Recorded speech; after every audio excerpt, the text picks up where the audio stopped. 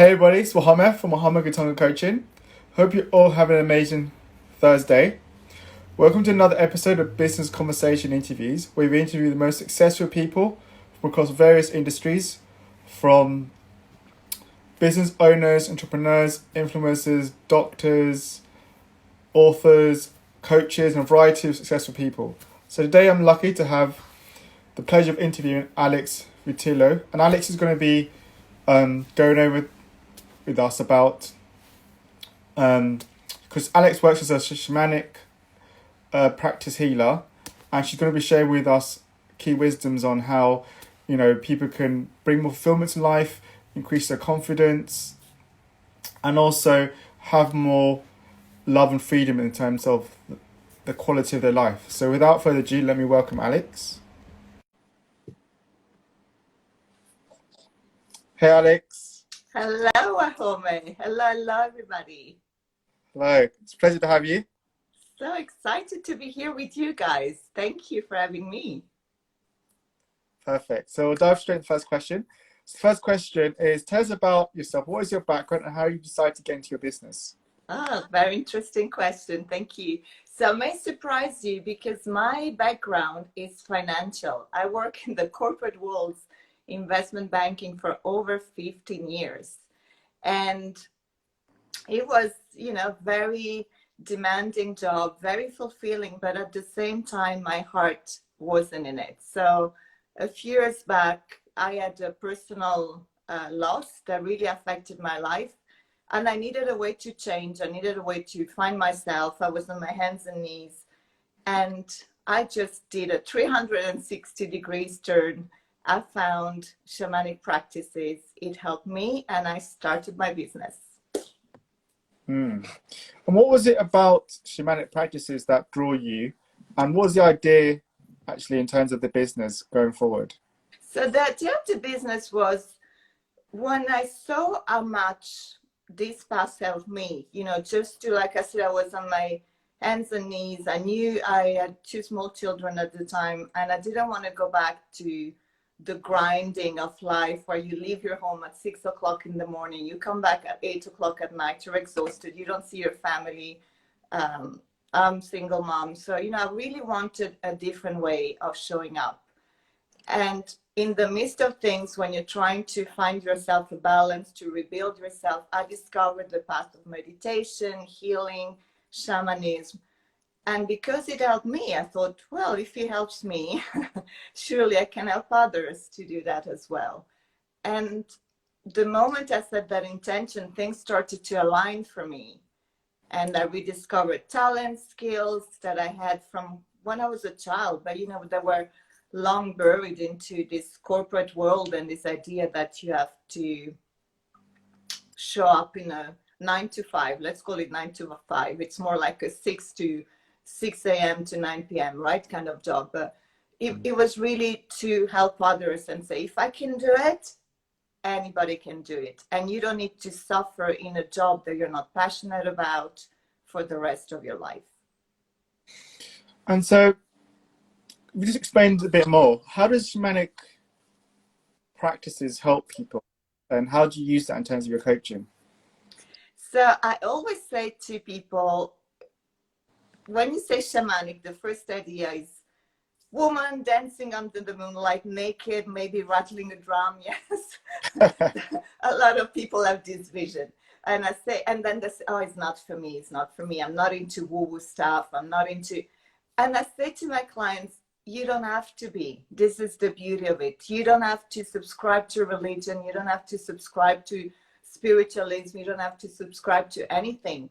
The only thing that I say to my clients, how much do you want? How much do you want to achieve success? How much do you want to be in your power? How much do you want to claim your sovereignty? Especially for women, sometimes it's a little bit more challenging. That's, what I encounter. So shamanism is a tool that I use with my clients just to have, let's say, the bigger picture. What is it about that person that is going to bring them in alignment to their soul's purpose? What is it about that person that they're not seeing about themselves? And shamanism is a tool, that it's a connection through the divine, call it the universe, call it the spirit world, call it whatever resonates for you, but it's just tapping into the unseen to bring that connection to people, to say, you're not seeing how divine you are. You're not seeing this skill that you have about, you know, empowering other people, but I see it for you first. And the moment I see it for you,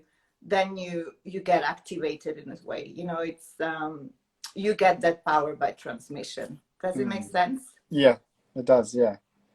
And so what's the biggest challenge you personally faced when you started your business, and what was the key in order for you to overcome that challenge?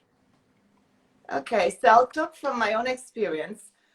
So for me, it was, the world of finance is very well renowned. You know, you say you work in finance, investment banking. I was in structured derivatives. I don't think that's more complicated than that, right? So people have a kind of reverence about that. But when you say I'm a shamanic priestess, again, this woo-woo, oh my God, she's not serious. Oh my God, she cannot help me. So for me, my challenge was to come out, I call it the spiritual closet, and to say, I'm as effective in transforming your life, if even more than when I was working in finance, selling derivatives, than, you know, being a spiritual priestess. So it was challenging at the beginning, and especially this title, Leading Shamanic Priestess of Wealth and Wellbeing. Some people say, oh, you've got an amazing title. The title came to me. I didn't sit down with the marketing purpose saying, what's going to bring attention for people? No, you know, I just, it was like, this is who you are, Alex. You got to embody it. You cannot just say, no, I don't want to be that person. It just comes at you over and over again. So that, since per se, was the challenge. And in terms to overcome it, you surrender and you say, okay, universe, I'm here to serve you. And if you want me to serve in this way, I'll show up. But at the beginning, it could be really in your face. And so what's been a unique skill that's helped you become so successful? My unique skill, I hold sacred space, if I can say, really, really well. So people feel at ease with me. They know they can let down their boundaries, and that way I can see that vision of, like I said, their divine, where their strengths, where their power. I can be of service themselves to others in a way that maybe they don't see for themselves. You know, they say once you're in a jar, you cannot read what's on the label, right? And this is why coaches work with coaches, mentors with mentors, healer with healers. There's always somebody there that can see things from the external point of view. And also I call myself an activator. That's a bit of an alchemy, because more and more and more people say, oh, I heard you talk about this, and all of a sudden I had a topic for my presentation. Or, oh, I had a back pain, and all of a sudden that back pain was gone. Or, oh, I never thought about this. I can service this type of client. So it seems to me that when they interact, even through just a live like we're doing here now, and I'm curious to know if there are people in the audience, come back tomorrow and just post in the chat and say, this happened for me. Because they're going to hear a word. They're going to hear something that is going to switch something in them. And all of a sudden they got more clarity. Maybe they got, I call it a little bit of sprinkly magic that is going to say, oh, I've got a new client after I listened to Alex's video yesterday. And not many people have that, if I can say so. That's a good skill, a really good skill. So what advice would you give to someone who was thinking of starting a practice, but they're too afraid to take that first step and create their business? Okay, so I would say, first of all, be compassionate with yourself. It's totally okay to feel that fear. It's totally okay to have doubts. And maybe the way to overcome that with ease and grace is to really tune in. What do you want to do? What are you passionate about? So you want to go into business with your own soul, with all of your heart, and you may change along the lines. You know, you may start one way and then decide this is not for me. But I think what you don't want to do is to start a business because you think this is a quick way of making money. This is what my parents wants me to do. This is, I'm fed up of working 9 to 5. I'm going to start whatever business is out there. You really want to bring it back to you. This is your chance to, I say, show up and step up. And chances are, when you got an idea for your business, it's to help others. It's to be of service to the world. It's to be of service to the planet. So really tune into that. And when you make it about being of service, things are going to start to align for you. So just have that intention. Know that you can tweak it until you find what's going to work and what's going to, you know, you don't have to say, this is exactly what I want to be doing. But you need to know, what do I like? What am I passionate about? And allow the universe to show you your skills, because we all have fantastic divine skills, and you got to allow for the skills to come through. I totally agree with that.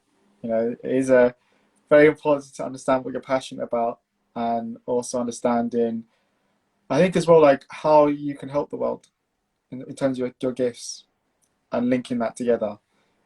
So yeah, I agree with your point there. So the recent survey of about 9,000 workers across various industries by UK Workplace, they found that 70% of women suffer from lack of confidence, while 60% of men as well suffer from lack of confidence. Why do you feel that so many people nowadays in the workplace are suffering from such a lack of confidence? I often talk about this. I think it's about, because our life is on social media.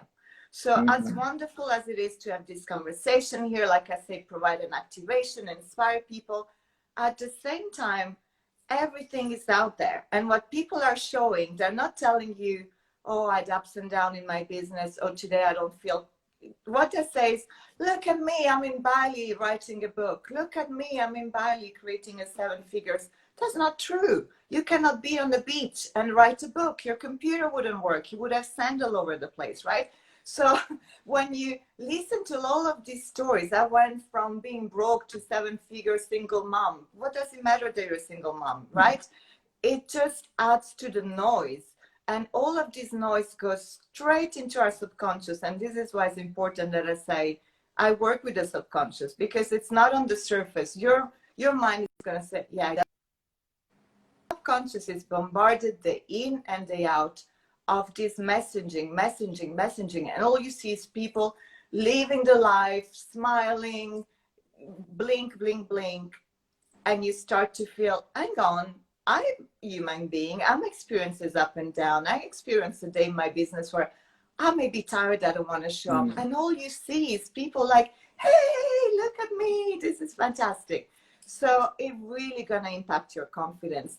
And there isn't an outlet where you can show up and say, actually, today it sucks. Because the moment you allow yourself to say, today it sucks, you're already taken off of the pressure away. And then you can say, okay, maybe I just need a day off, or maybe I just need to cool my heel, or maybe I just need to recharge my batteries under the sunshine, right?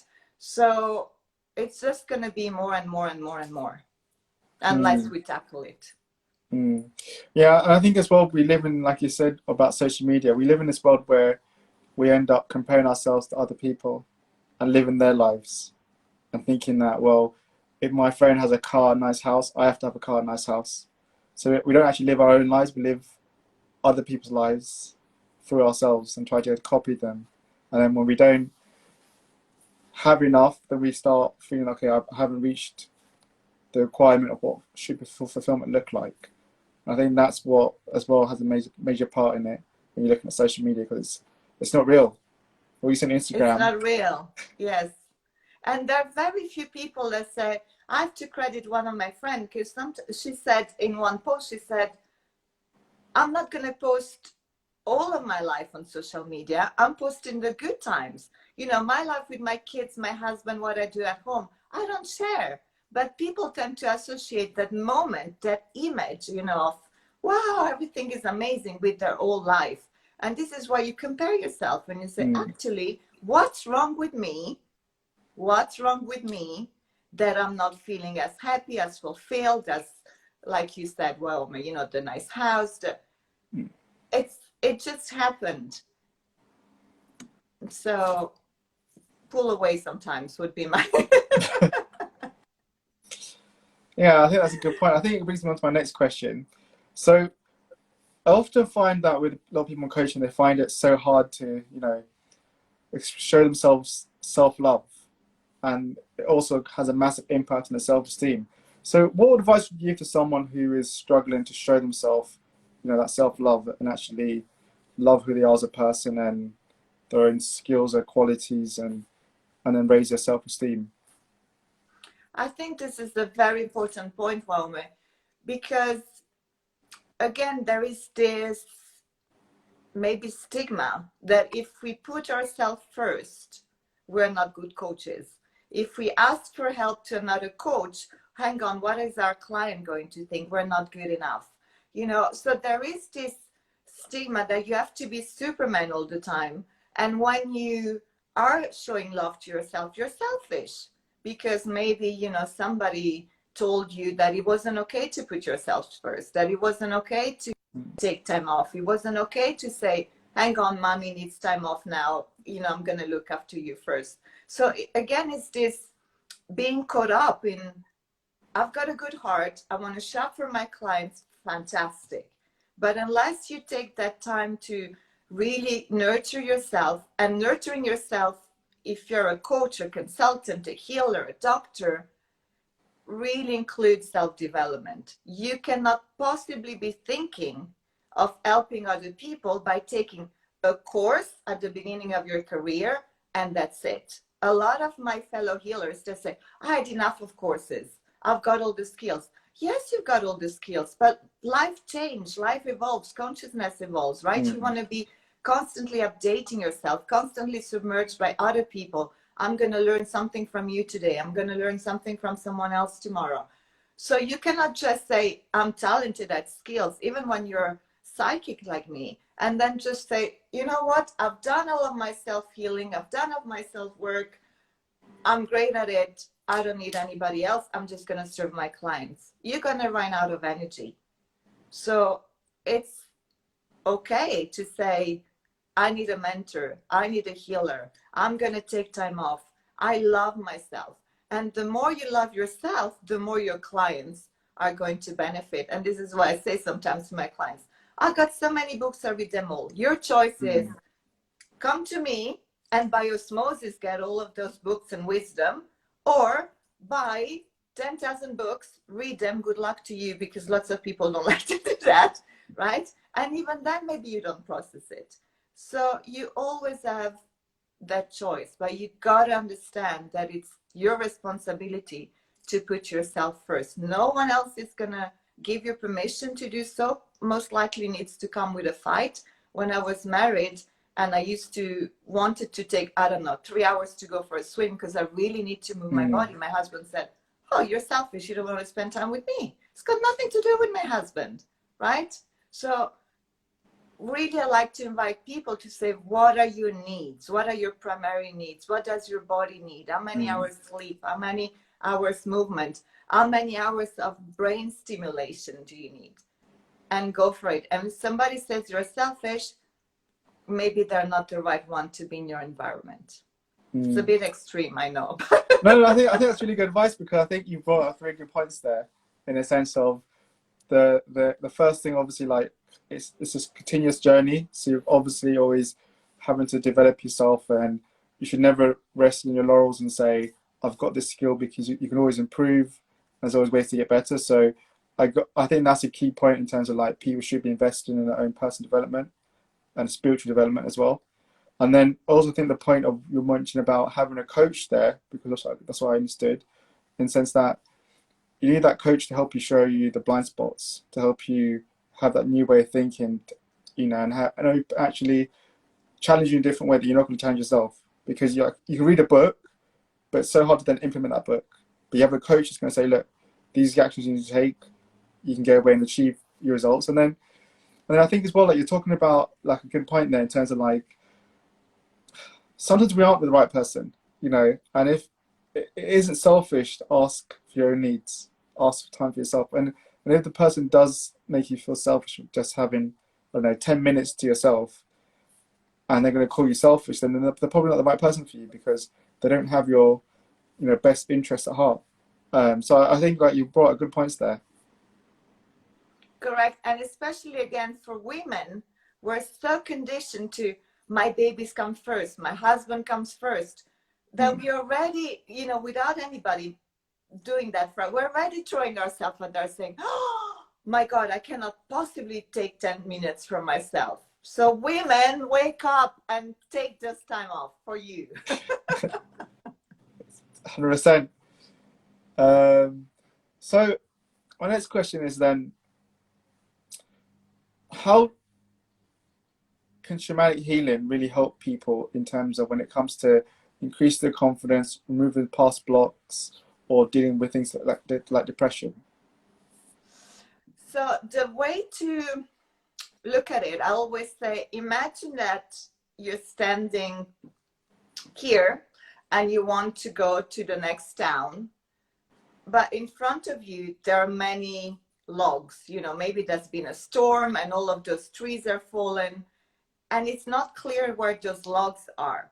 So the shamanic practice is going to allow you to remove those logs so that when you start to walk down that pathway, you're not stopped by these logs.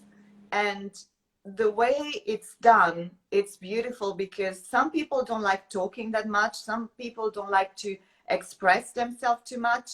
And the shamanic practice, you don't have to, because it's the practitioner, i.e. me, having a discussion with the divine, power animals, plant animals, ascended masters. Again, it doesn't matter to you, the client, what kind of discussion I have. What matters to you is that if before you had to go through 10 hurdles, now there are only 5.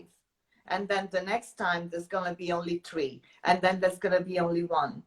And all you have to do was to set that intention of saying, I want to go from London to Bristol with the least amount of resistance.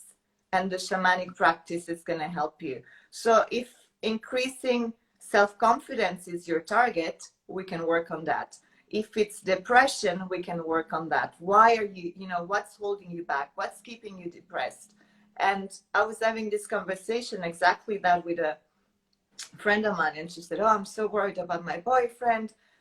He's got, you know, he's holding on to a lot of issues. And I said, well, what has he done for it?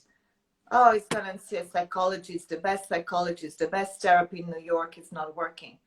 Well, shamanic healing is not about psychology. We don't talk. I talk to the divine. And this is why what's hidden, because you might have a session with a psychologist, somehow it comes from you. They're going to ask you to go and dig, and you may not want to go and dig. Your soul may say, no, I'm not going there, it's not safe.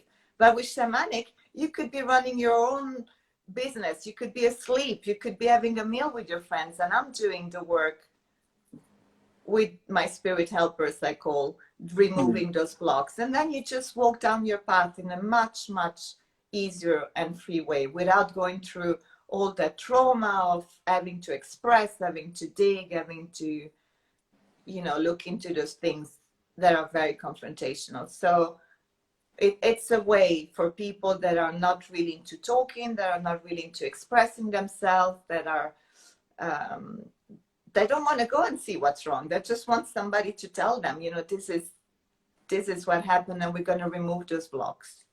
Does it make sense? Yeah, it does. Yeah, it does. So go to my next question. So if someone came to you and said, look, Alex, I'm suffering really low self-esteem, I'm struggling at work with my performance, and I can't seem to get out of this rut, and it feels like everything's crashing down on me, what's your advice for them?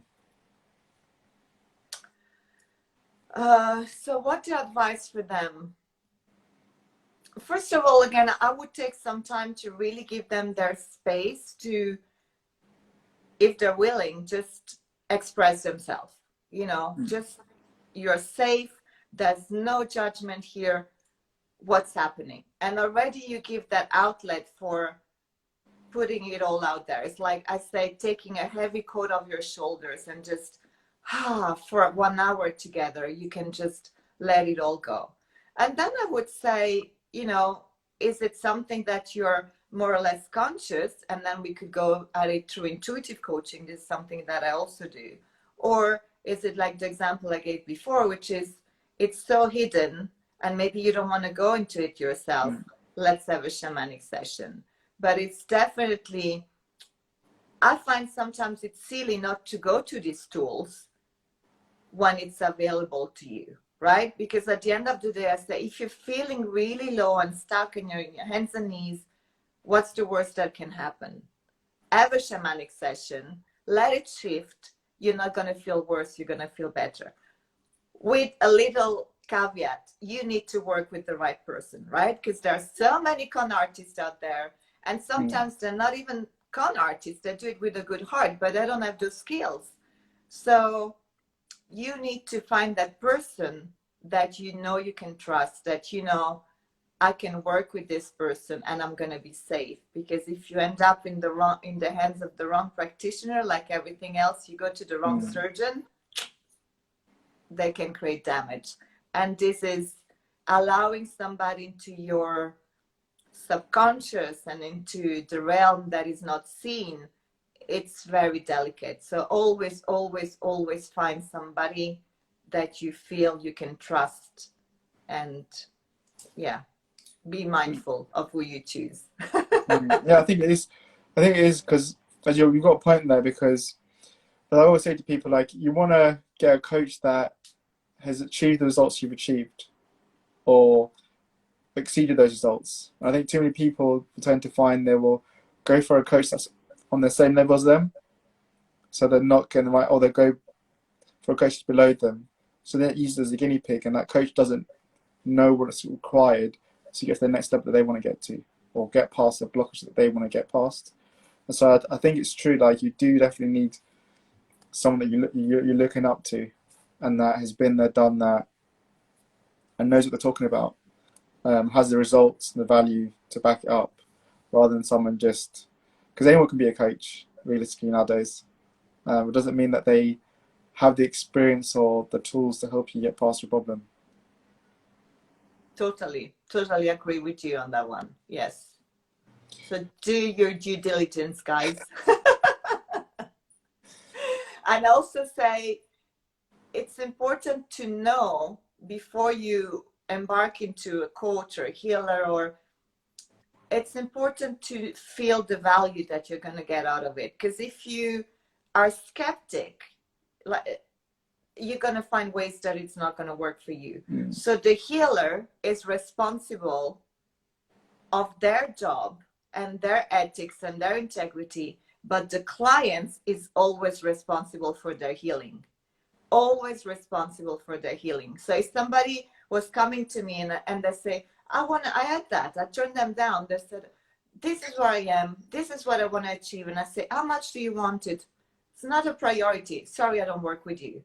Because if it's not a priority, you're going to find ways, again, in the subconscious, to self-sabotage yourself and to not make it work, right? So why would I put myself in a situation where I take on a client, all he's looking for is to self-sabotage, and then maybe they don't believe in what I'm doing. They say, I want to prove you wrong, right? I feel it. I'm psychic. So don't come to this, this is sacred work. It's so special. It can open up so many doors, but you got to be willing. You got to be willing to open that door. No one else can open that doors for you. I say, and probably Wahome, you got the same imagery. I give you the key, but you got to open that door. I'm not going to step in that door with you. I'm on my journey. I'm on my path. That door is for you and for you alone. And I can, point in the right direction. This is the door. I can walk you to the door. I'm going to give you the key, but you got to step in. And if you're scared, it's okay. I can hold your hand, but you got to step in. Yeah, I totally agree. That it is about people have responsibility to take their own actions. Like I said, no one's going to do the work for them, unfortunately. So what do you think is the most common reason for people failing to create a life with meaning and purpose? Most common. I think 2 reasons comes to mind. One is they're caught up in the grind of do, perform.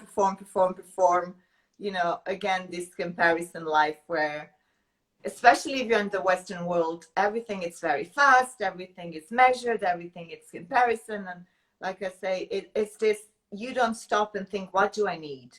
What do I want to create for myself? And I often talk to clients about manifesting, and I said, the first step of manifesting, you got to take time off.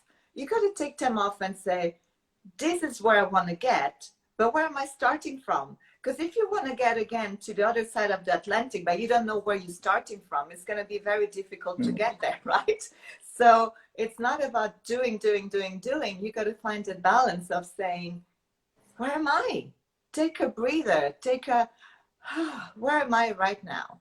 And the second reason that it's a lot more hidden, people don't believe they can achieve a life of flow and ease and grace. People don't believe they deserve it. Again, because maybe they were raised with belief that you have to prove yourself. Maybe you were not loved enough. Maybe you were not supported enough. Maybe, who are you to come up with this idea? Who are you to think you're going to make money just by showing up 3 days a week in your job? Why not?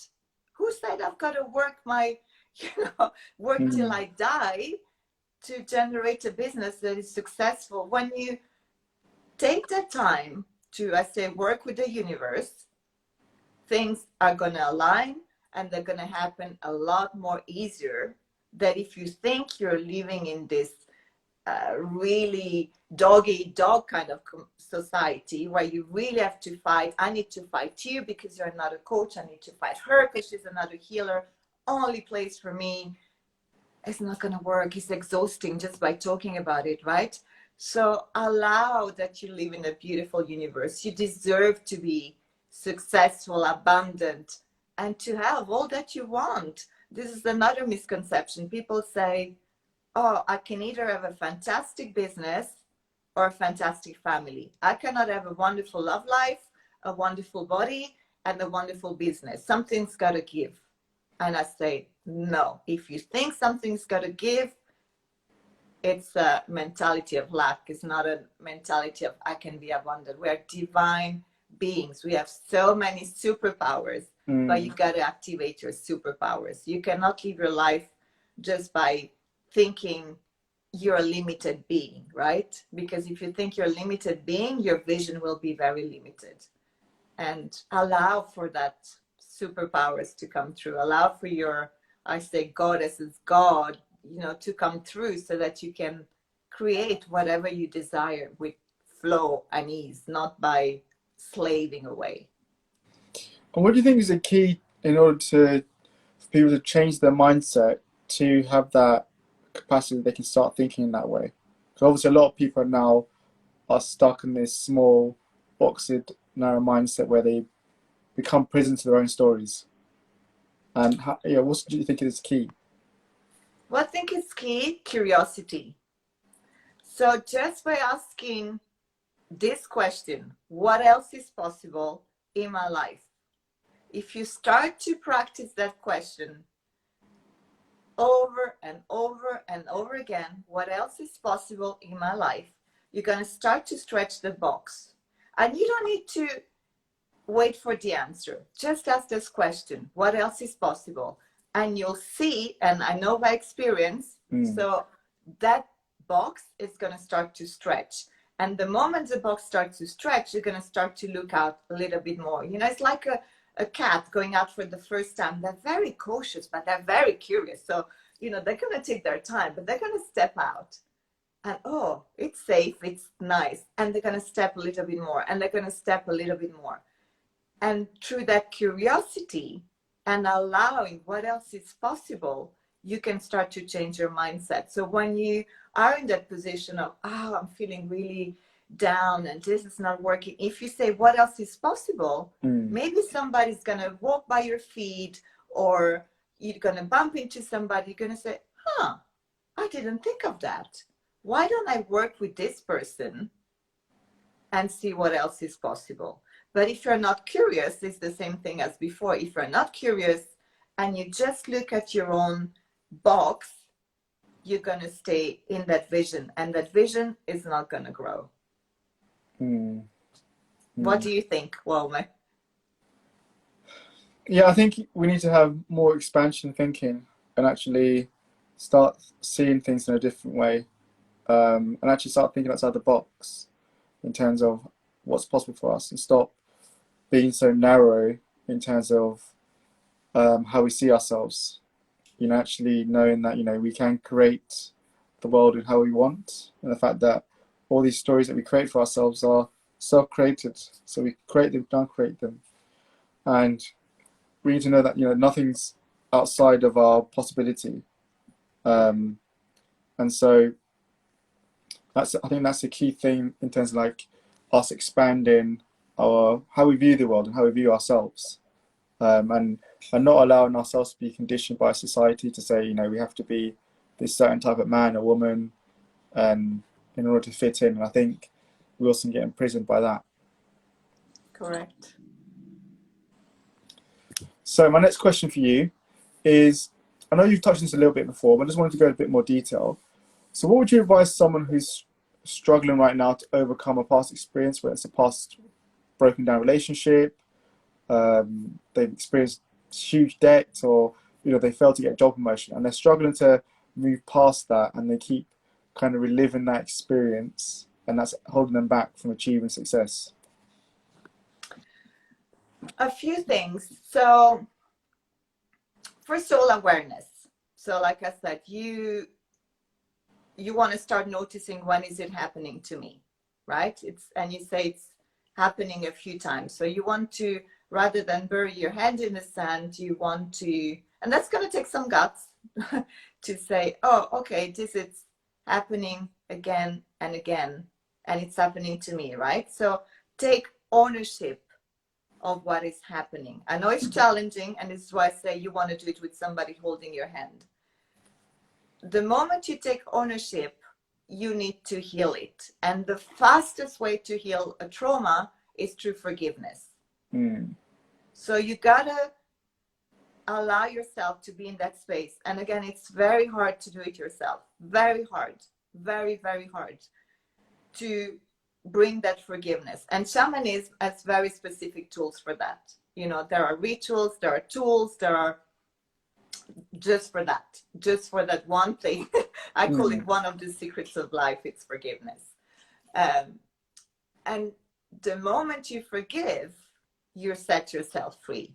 And this is what people don't struggle with. They think that when they say, oh, I'm forgiving, I mean, it's all right for that experience to have happened, they're going to do it again. And that's not what forgiveness is. Forgiveness is, I'm setting myself free from that experience. I'm walking away. That person is their own karma, not my responsibility anymore. And it's very easy to do it mentally and consciously, but subconsciously, it's very difficult. And this is why shamanists can do it for you on a subconscious level. I like that. Good answer to that. So next question that I had for you. What's one of your favorite client success stories and why? Oh my God, I have so many. I have so many, but I'm going to pick this one because it's a guy, and because he doesn't call himself spiritual at all. So that's proving my point that you don't need to believe in what I do in terms of the rituals, the spirit animals. He doesn't believe in any of that. Nothing. But he came to me, he was in a very top CEO position. He wanted a CEO position.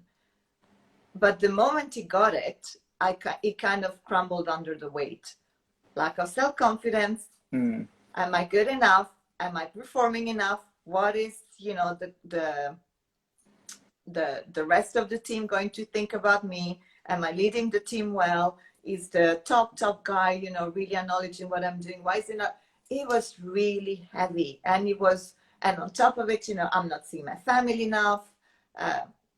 Turned out that he wanted that job to please his father-in-law, and because he thought that he had to be that man in authority to satisfy and to be a provider for his family.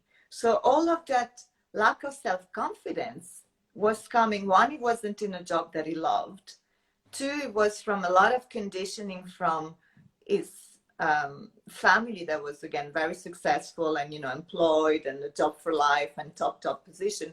And and the stress of the father-in-law that said, oh, hold on, you married, you know, my daughter. Now you got to show up, and you're not going to be able to do it by having your own business. So that was the level of, and just through this removing those blocks, you know, why this insecurities, why this lack of self-confidence, and layer after layer after layer, until now it's that, you know what, I'm going to start my own business.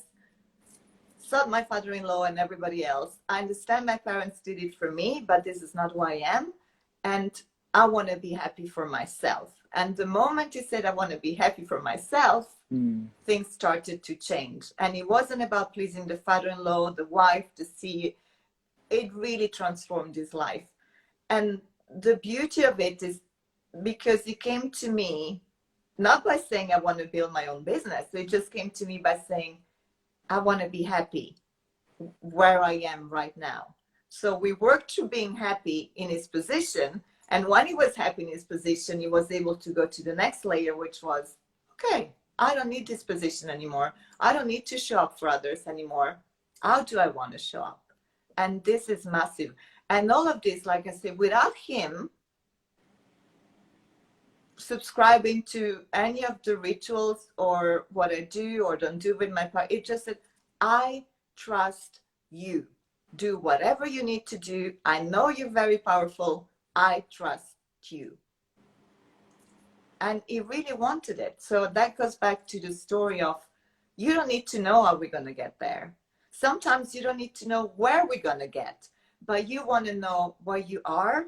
That's not working for you anymore, and you really want something better, and you say, I don't know it's going to happen, I don't know it's going to look like exactly, but I know it's going to be so much better than where I am right now, and I trust you, me, to guide me there. And that's the perfect combination. Thank you, Bricciotoles, Fabrizio. I know him. Thank you for watching. I love that story, and I can also feel like your passion and, you know, desire to help your clients achieve results and actually find the awareness. And I think that's a good skill for any coach to have, you know, for that to be spilling out of them. And I can definitely feel that in you. Thank you. So next question is, so with mental health such a massive topic in society right now, what would you advise someone who's currently right now struggling with their mental state, and they're feeling stressed, they're feeling overwhelmed by their job or their family life, and it's obviously having an impact on their self-worth? So what would you advise them in order to, you know, bring back and manage their well-being and mental state? So I think I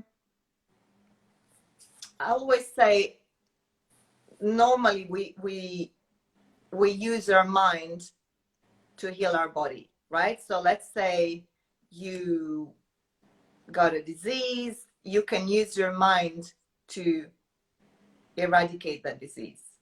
Now, what's not so much talked about is you can use your body to heal your mind. So when your mind is in that state of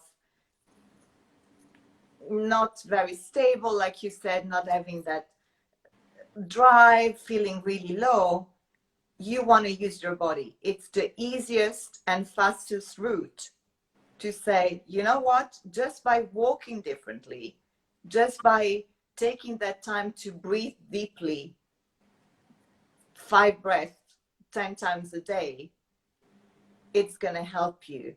Just to take that time to go and walk in nature, for instance, every morning, it's going to help you shift your mindset. So again, it's about curiosity in a sense, is allowing yourself to say, okay, this is where I am. Bring a lot of love and compassion to yourself. So don't allow your family, for instance, to say, oh, you're always in a bad mood. Oh, you're never present. Oh, disconnect from that as much as you can. Bring the focus back to you. What is it about me? What is it about me? You know, what can I do to help myself? Where is my body standing? I'm going to take my body for a walk. I'm going to give my body a pleasurable shower. I'm going to put myself in the sunshine for 5 minutes. Always bring it back to the body. Good nutrition. Go to bed early, even if you think, I'm not going to sleep tonight. You don't know that. You know, just go to bed with that intention of, I know an early night is going to serve me well, and do it. And little by little, the more you focus in that case on your body, your mind is going to be free to just, you know, go by your own path, in a sense. You just bring the attention back to your body and back to nature as well. This is another ally that we underestimate. Just look around. If you live by the sea, oh my God, walk by the sea on your own. So not with somebody, you know, telling you chit chatter and negative stuff. It's going to help you. Meditation is going to help you, right? But first focus on your body. I would say bring the attention back to your body, your breath, and start throwing punches if that helps. You know, find what works for you, that it's physical, and your mind will follow. Love that. Really good advice, that. So during difficult periods that we're experiencing now with COVID and the whole race equalities movement that's happening right now, there's a lot of people who are feeling demotivated. And what are two of your best tips right now that help you to stay motivated that you can then share to other people? The first one for me is disconnect from the news.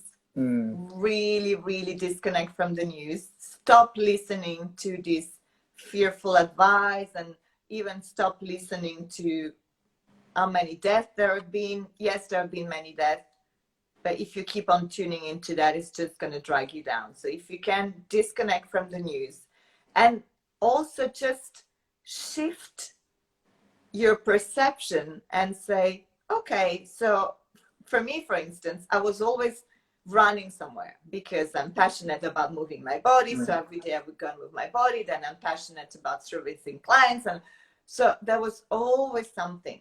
And this period has allowed me to say, you know what? You don't need to run to the gym. You don't need to run to the park. You don't need to run to your kids' karate. What has it brought to you? It's an opportunity to slow down. It's an opportunity to look inside and to disconnect from whatever the rest of the world is doing. And also, I feel it's a challenge because things are crumbling down, we can say, which means you can rebuild, which means, you know, where everything goes pear-shaped, you can start again from scratch. And the invitation is, if you want a different world, which I think you are, otherwise you wouldn't be watching this feed, right? You can do it. This is the time for us, I say, to be better humans. This is the time for us to say, okay, there's so much distress out there. What can I do today to make this world a better place? What can I do today to make my home a better place? What can I do today to cheer somebody up by a talk, by a live, by going in the garden and picking up the rubbish, you know, whatever that is that you call to do passionately.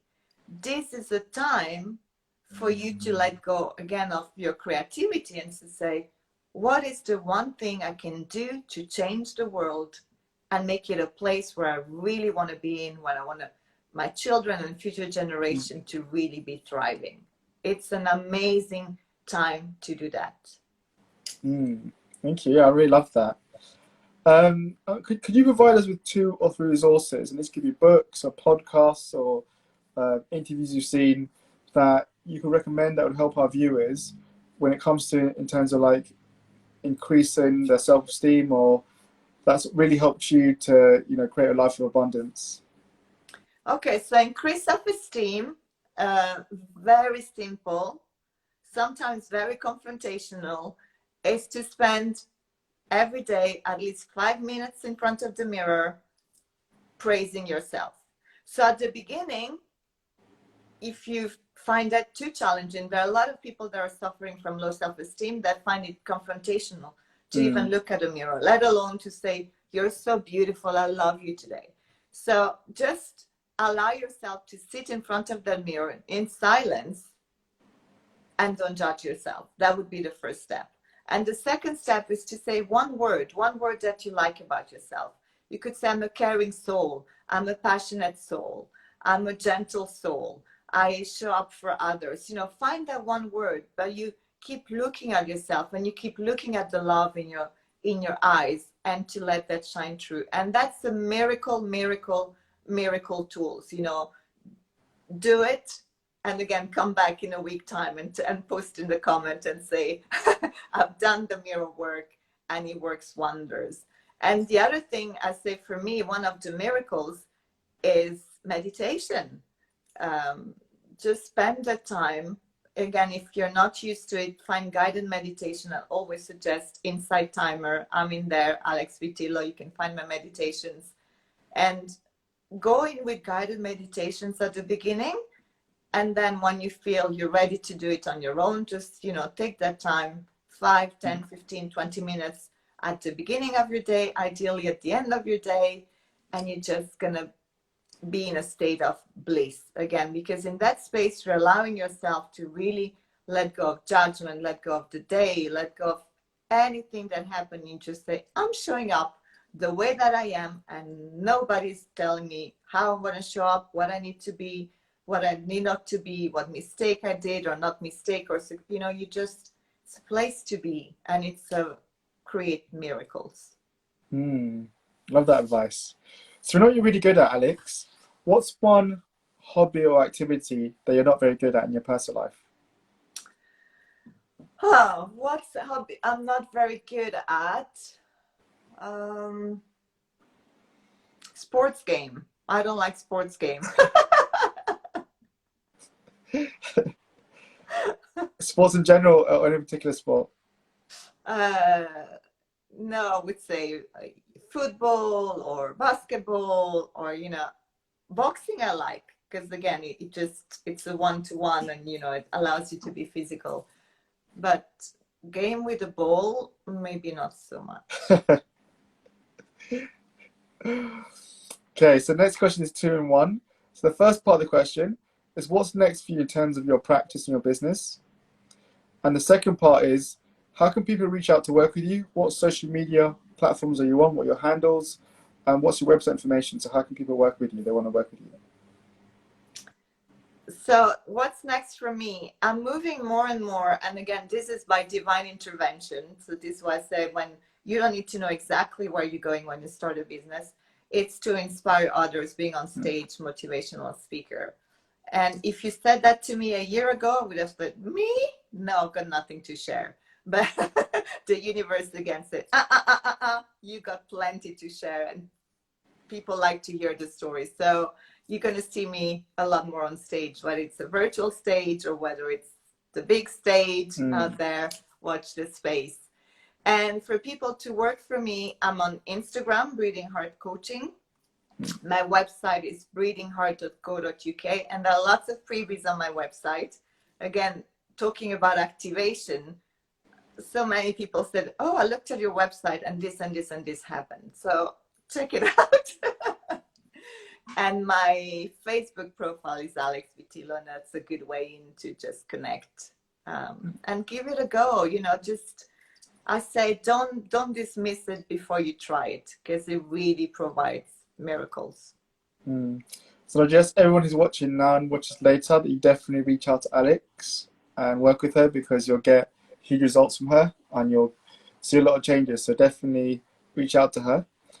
And the final question, what's one final piece of advice you want to leave people who watch this now, watch this later, with, in terms of whether it's more abundance, fulfillment, or whether it's raising their self-confidence? I feel like saying that you are exactly where you need to be, and you are exactly ready to receive all that you want. So it's like, if I can give this image, you know, I've got a raspberry bush in my garden, and I look at the raspberry bush, and there are a few raspberries in there. Now, if I stay still and I pick up the raspberries, maybe I pick up 5 or 6, that's it. And then I look at the bush and I say, oh, only 5 raspberries.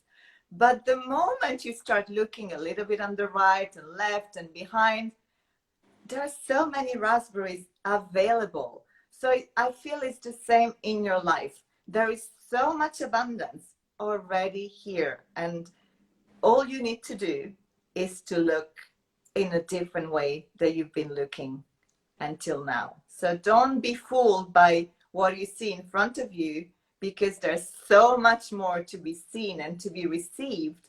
And again, this happens with grace and ease. You know, when I look at my bush, I don't have to climb, you know, I just need to move a little bit and to say, oh, I forgot to look there. And there's a raspberry, right? So imagine if there was gold. Imagine your life, there is gold all around, and your gold could be a beautiful relationship, clients, health, you know, what is your gold? But your gold is already here. Your job is to allow yourself to open your vision. That's what you talked about before, Wahome, right? Look at things in a different way. And if you don't see it for yourself, sometimes I have my little girl that says, Mommy, you haven't looked there. But because she's a different height, she's going to see it a lot quicker, right? So again, allow to find that person that is going to open up that vision for you, hold that vision, and allow you to receive, receive, receive, receive. But you got to be open to receive, and everything is going to align. It's wonderful advice. I mean, you know, Alex, it's been a real pleasure interviewing you. Like, you've given us and everyone who's going to watch this later, like, a lot of, you know, really good content and wisdom that's going to really be beneficial for people. And I think that's the reason, one of the reasons why I wanted to interview you in terms of the value you're going to provide. So yeah, thank you for being willing to do this interview and having taken the time out and sharing all these key insights. And for everyone else who's watching this, there will be more business interviews coming up. So keep an eye out for those. I'll be posting them on my Instagram and on Facebook, so keep an eye out for those. And this interview will be posted on IGTV afterwards. So you can watch this over and over again, which I'll advise you, because repetition brings more results. The more you watch this over and over again, the more the content's going to seep into your subconscious. So definitely check that out. Otherwise, Alex, like I said, it's been a pleasure interviewing you. Have a great day, and we look forward to seeing you on the stage and seeing more of you. Otherwise, you know, have a great evening, and we'll speak soon. Thank you. And post the comments, whoever is watching. I want to know what's happening in your life. Lots of love. Thank you, Wahome. Thank you. Thanks, Alex. Good to see you. Bye.